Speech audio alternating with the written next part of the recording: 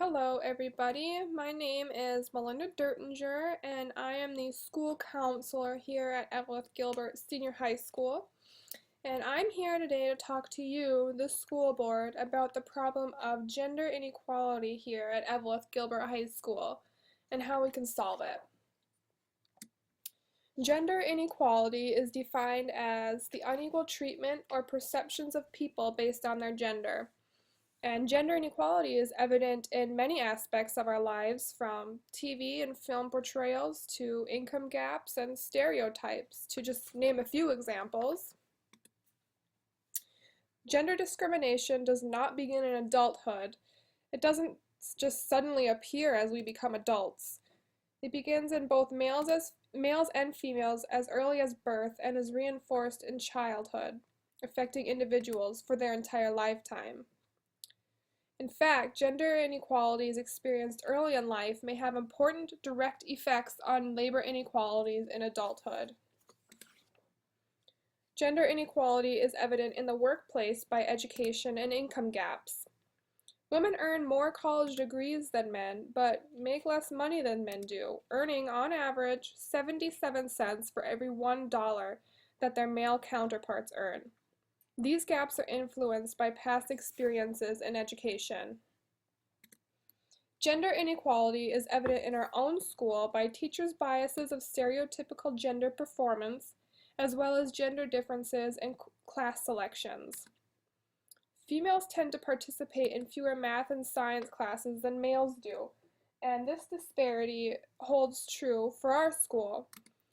As you can see, by 12th grade, 43% of our male students have taken an advanced math class, while only 36% of our female students have taken such classes. Similarly, 47% of our male students have taken advanced science classes by 12th grade, while only 33% of our female students took such classes. Female students' belief and perception that males simply perform better at math and science than females do can reduce self-esteem, and this likely contributes to the lower rates of participation and persistence in these subjects. And though these differences and biases may seem subtle, even small disparities can mount to great ones in the long run if they are not attended to. We can change gender inequality in our community for future generations by dealing with this problem head-on now. In order to reduce our school's gender inequality and harassment that can lead to future societal problems for our community, for example, sexism, violence, and victim blaming, I propose that we make important and feasible changes to our curriculum, policies, or teaching methods. One solution that I propose is to encourage more females to participate in male-dominated subjects. Another solution is to add a mandatory gender equality class to all students' curriculum. A final solution that I suggest is to instruct our teachers to detect even subtle gender discrimination, promote gender equality, and to avoid perpetuating gender stereotypes. It is our responsibility as a learning environment to help form respectful, well-adjusted, and confident individuals that can benefit the future of our community and teach our future generations to do the same. We have an obligation and the power to make efforts to reduce gender discrimination in our school system, since it is one place that gender inequality is taught, learned, and reinforced. The first solution is to encourage more females to participate in male-dominated subjects. We are not currently doing anything to encourage female participation in these subjects. Increasing female participation and performance in science and math classes would benefit the school as a whole. There are several simple and affordable options available for encouraging higher female participation in advanced science and math classes. For example, by making science and math classes seem more fun to all students. We can do this by allowing students to choose a research topic of interest to them to work on in class, or by sponsoring school-wide science and math competitions for students to showcase their knowledge, and by offering prizes to winners. This solution would require a small cost associated with the purchase of various prizes for students. I estimate that prizes totaling $500 would be a large enough incentive to draw students to enroll in more science and math classes. We could also increase self-esteem in female students regarding science and math by teaching about important female scientists, engineers, and physicists in basic math and science classes. This solution would require a medium cost associated with purchasing extra teaching materials.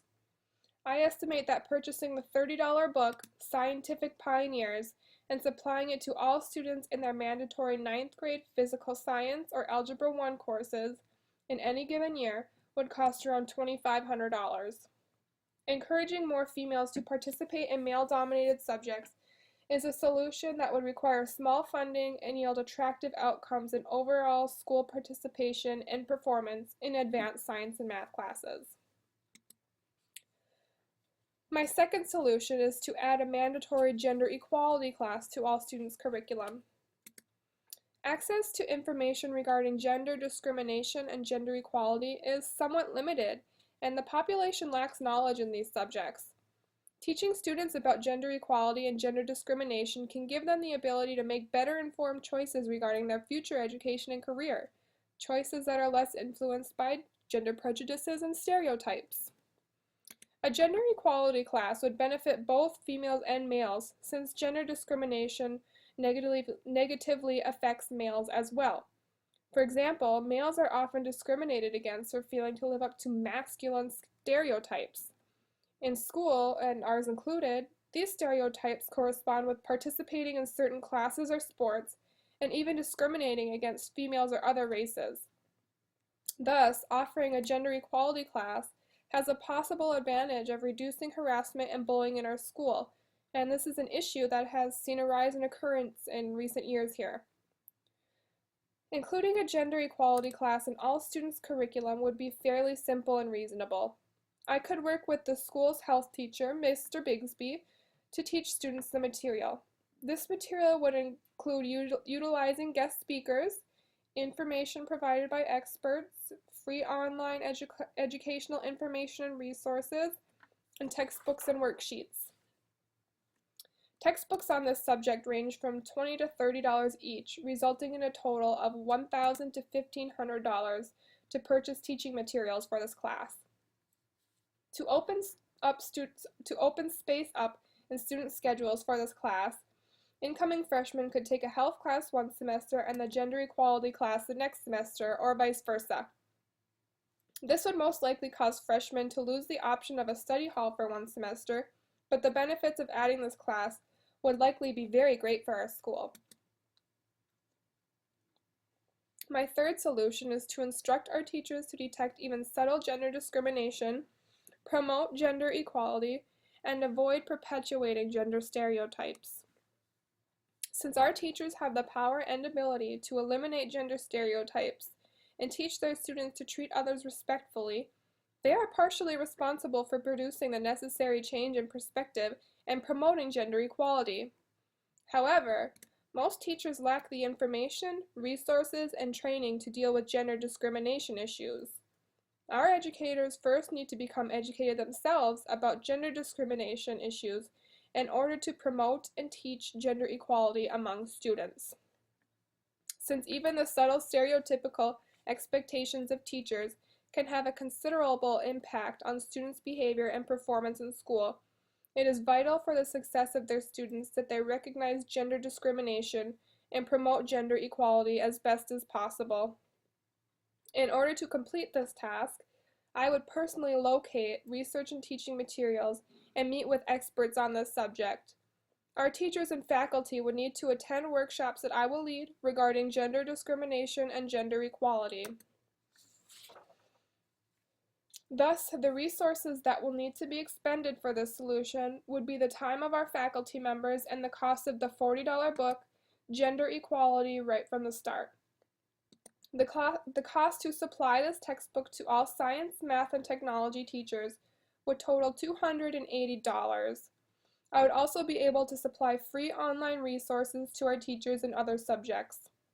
Supplying our teachers with the material and resources to promote gender equality would require minimal cost and would result in knowledge that would be used to help many generations of students succeed in our school. In summation, I have proposed 3 achievable, affordable, and constructive solutions to reduce gender inequality in our school and thus our community for future generations. One solution, encouraging female participation in male-dominated subjects, requires low to medium cost. Another solution, adding a mandatory gender equality class to all students' curriculum, requires medium cost. A final solution, training teachers to promote gender equality, requires low cost. Choosing any of these or a combination of these 3 solutions would demand minimal expenses considering the positive impact they would have on our school and community for years to come. Are there any questions?